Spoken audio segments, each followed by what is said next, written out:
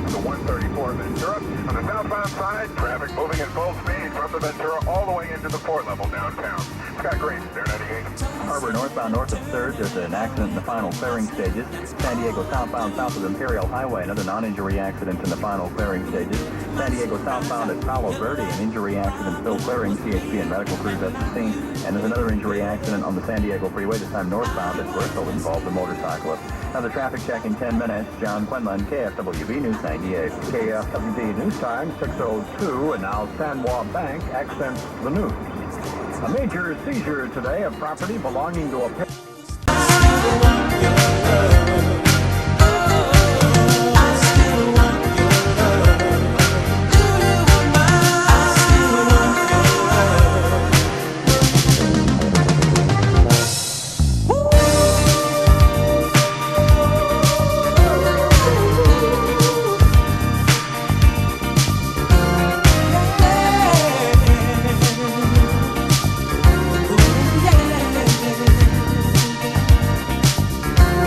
Excuses and lies and my see-through alibis about